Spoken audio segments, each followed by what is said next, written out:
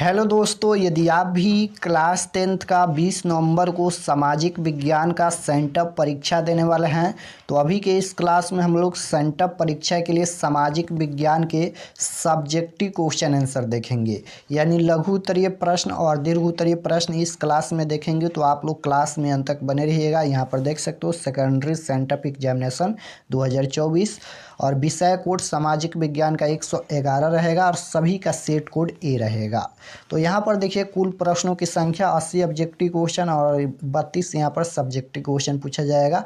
सामाजिक विज्ञान का एग्जाम 80 नंबर का होगा क्योंकि 20 नंबर का प्रैक्टिकल का एग्जाम होता है। समय 2 घंटा 45 मिनट का रहेगा। तो खंड अ मिलेगा सबसे पहले जिसमें ऑब्जेक्टिव क्वेश्चन, उसके बाद खंड ब मिलेगा जिसमें विषयनिष्ठ प्रश्न यानी सब्जेक्टिव क्वेश्चन पूछा जाएगा। तो सबसे पहले हिस्ट्री का क्वेश्चन पूछा गया है लघु उत्तरीय प्रश्न यानी शॉर्ट आंसर टाइप क्वेश्चन में। तो बोला गया है कि 1 से 6 तक लघु उत्तरीय प्रश्न है, इनमें से किन्हीं 3 प्रश्नों के उत्तर दे, प्रत्येक प्रश्न के लिए 2 अंक निर्धारित हैं। 6 क्वेश्चन पूछा गया है हिस्ट्री से जिनमें से 3 प्रश्नों का उत्तर देना है और ये सेम सिलेबस आपके फाइनल बोर्ड परीक्षा में भी रहेगा। तो आप लोग से रिक्वेस्ट है कि ये सभी प्रश्न को आप लोग जरूर याद कीजिएगा। इसमें से क्वेश्चन फाइनल बोर्ड परीक्षा में भी पूछा जाता है।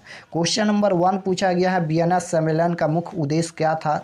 जर्मनी के एकीकरण की बधाई क्या थी? रूस जापान युद्ध ने किस प्रकार बोल्शेविक क्रांति का मार्ग प्रशस्त किया? उसके बाद है कि हिंद चीन के प्रति फ्रांस की औपनिवेशिक योजना क्या थी? उसके बाद है कि स्वराज पार्टी बनाने का मुख्य उद्देश्य क्या था? उसके बाद है कि 1929 की आर्थिक मंदी की कोई 2 कारण बताए। तो 6 क्वेश्चन पूछा गया है, 3 का आंसर देना है।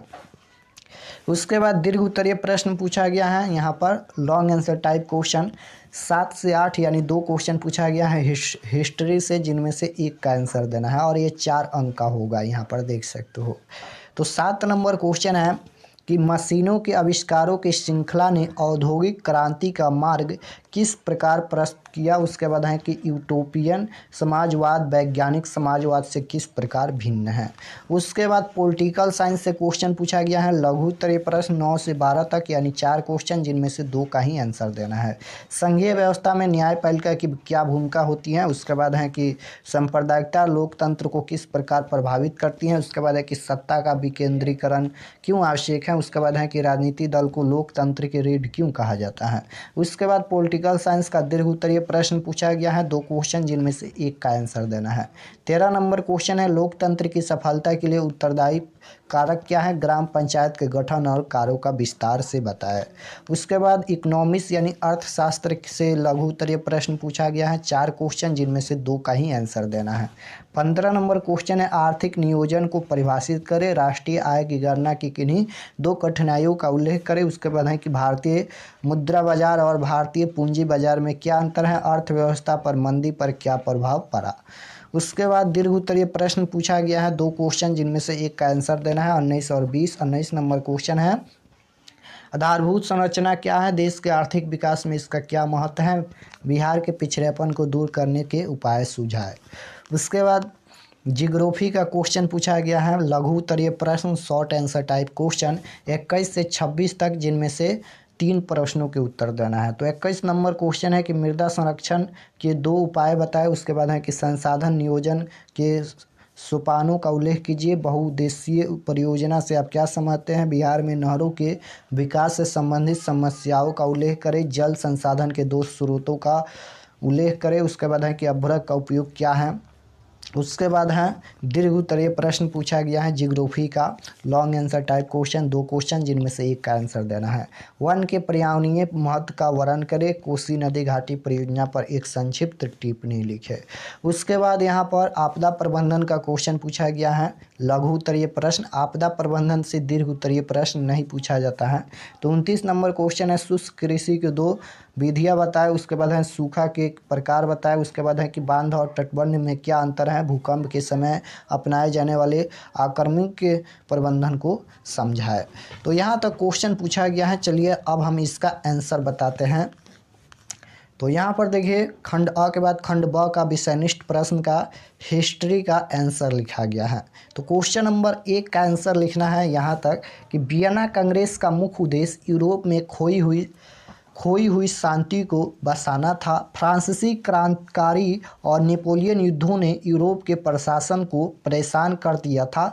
नेपोलियन ने फ्रांस पर कई वर्षों तक शासन किया और उसकी पराजय ने 23 साल से चल रहे निरंतर युद्ध का अंत कर दिया। वियना कांग्रेस मुख्य शक्तियों का आकार बदलना चाहती थी ताकि वे शांति के लिए एक दूसरे को संतुलित कर सके। तो क्वेश्चन नंबर 1 का आंसर यहाँ तक लिखना है। उसके बाद क्वेश्चन नंबर 2 का आंसर लिखना है कि जर्मनी के एकीकरण की अनेक बाधाएं थी। क्वेश्चन पूछा गया था जर्मनी के एकीकरण की बाधाएं क्या थी।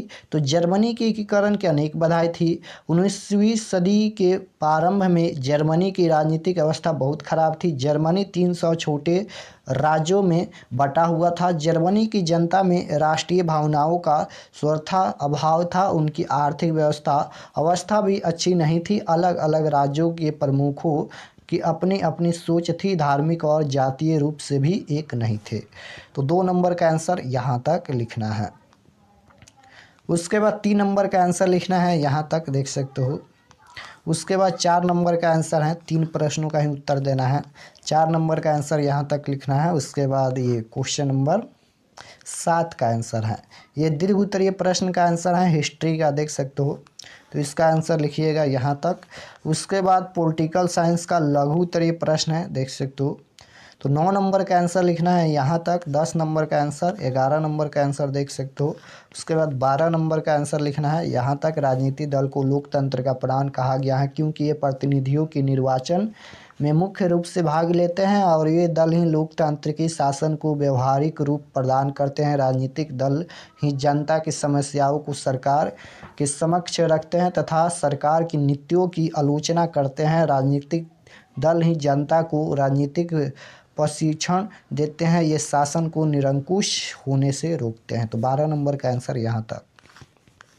उसके बाद 14 नंबर का आंसर है। उसके बाद यहाँ पर इकोनॉमिक्स का आंसर है। इकोनॉमिक्स का लघु उत्तरीय प्रश्न का आंसर है। क्वेश्चन नंबर 15 का आंसर यहाँ तक लिखना है। आर्थिक नियोजन का अर्थ एक समयबद्ध कार्यक्रम के अंतर्गत पूर्व निर्धारित सामाजिक एवं आर्थिक उद्देश्यों की प्राप्ति के लिए अर्थव्यवस्था में उपलब्ध संसाधनों का नियोजन, समन्वय एवं उपयोग करना है। भारत के योजना आयोग के अनुसार आर्थिक नियोजन का अर्थ राष्ट्रीय प्राथमिकताओं के अनुसार देश के संसाधनों का विभिन्न विकासात्मक क्रियाओं में प्रयोग करना है। उसके बाद 16 नंबर का आंसर लिखना है, यहाँ तक देख सकते हो। उसके बाद 17 नंबर का आंसर है। ये 17 नंबर का आंसर यहाँ तक लिखना है। ये दीर्घ उत्तरीय प्रश्न का आंसर है। उसके बाद यहाँ पर ये 18 नंबर का आंसर है। 19 नंबर का आंसर है। उसके बाद यहाँ पर देखिए भूगोल यानी जियोग्राफी का क्वेश्चन पूछा गया है। तो जियोग्राफी का लघु उत्तरीय प्रश्न का आंसर लिखना है, यहाँ तक देख सकते हो कि मृदा संरक्षण के लिए सर्वाधिक आवश्यक कदम मृदा का उपयोग करने वाले में यह जागरूकता लाना है कि मृदा को अपने स्थान पर कायम रखा जा सकता है। इसकी उर्वरता एवं उत्पादन क्षमता में वृद्धि करना संभव है। मृदा की उर्वरता का ह्रास रोकने की दिशा में सबसे पहला कदम भूमि उपयोग नियोजन है, जिसका मूल तत्व भूमि उपयोग तथा भूमि उत्पादन शक्ति का सामंजस्य करना है। उसके बाद 22 नंबर का आंसर लिखना है। 23 नंबर का आंसर है। 24 नंबर का आंसर है। उसके बाद ये 27 नंबर का आंसर है दीर्घ उत्तरीय प्रश्न का जियोग्राफी का, तो यहाँ तक लिखना है। उसके बाद 4 क्वेश्चन आपदा प्रबंधन से भी पूछा गया था, जिनमें से किन्हीं 2 प्रश्नों का उत्तर देना है। तो यहाँ पर 29 नंबर का आंसर यहाँ तक लिखना है। उसके बाद 30 नंबर का आंसर यहाँ तक है।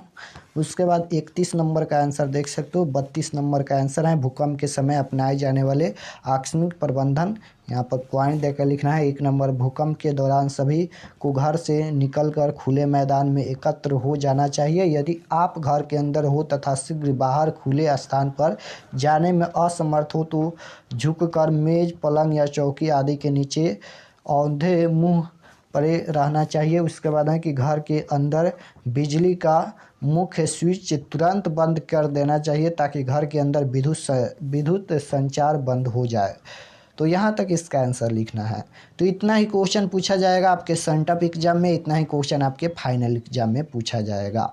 और अगर आप लोग चैनल पर नए होंगे तो चैनल को ज़रूर सब्सक्राइब कर लीजिएगा, ताकि आने वाले नेक्स्ट क्लास आपके पास ज़रूर पहुँचे। और इसका PDF आप लोग कैसे डाउनलोड कर सकते हैं, तो गूगल पर जाइए, सर्च कीजिए RK एक्सपर्ट क्लासेस, आपके सामने वेबसाइट आएगा RK एक्सपर्ट क्लासेस, वहाँ से क्लिक कीजिएगा। फिर क्लास 10th का मिलेगा सेक्शन, उस पर क्लिक करके इसका सब्जेक्टिव क्वेश्चन आंसर डाउनलोड कर सकते हैं। मिलते हैं नेक्स्ट क्लास में, तब तक अपना स्टडी कीजिए। आप सभी को धन्यवाद।